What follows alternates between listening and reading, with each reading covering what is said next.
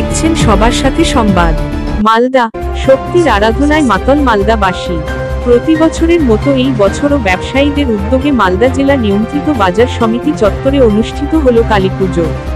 Malda merchant chamber of commerce and ইন্ডাস্ট্রির উদ্যোগে আয়োজন করা হয়েছিল কালীপুজোর।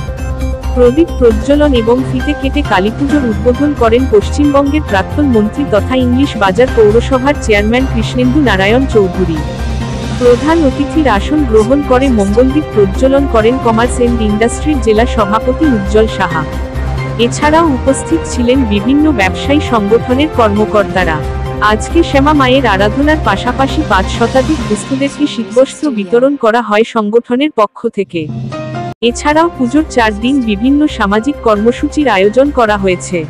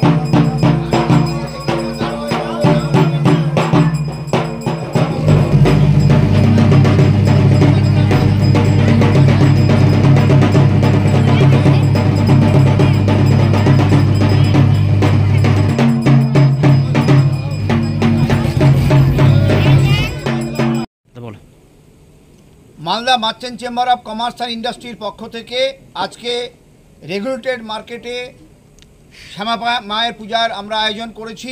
আমাদের মালদা জেলার আমাদের কমার্স ইন্ডাস্ট্রি ফ্র্যাটার্নিটি সকলে একত্রিত হয়ে এই শ্যামা মায়ের আয়োজন করা হয়েছে এবং এই শ্যামা মায়ের উপলক্ষে 4 দিন আমাদের নানাবিধ প্রোগ্রাম নেওয়া হয়েছে।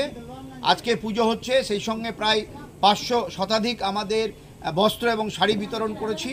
আগামীকাল আমাদের বিভিন্ন সাংস্কৃতিক অনুষ্ঠান আছে, তারপরে আবার নয়ন সেবা, প্রসাদ বিতরণ। এই 4 দিন জেলার ইন্ডাস্ট্রি এবং ট্রেডার্স ফ্র্যাটার্নিটির সমস্ত ব্যবসায়ীরা একত্রিত হয়ে 4 দিন আমরা এই কালী পূজার আমরা সামিল হয়েছি। এবং সকালে যেমন আমাদের বেচা কিনাই দোকানদার ক্রেতা সাধারণ ব্যস্ত থাকি, ঠিক সন্ধ্যার পর থেকেও এই কালী পূজাতে 4 দিন আমরা সমারোহে এই অনুষ্ঠানটা পালন করছি, সকলে একত্রিতভাবে।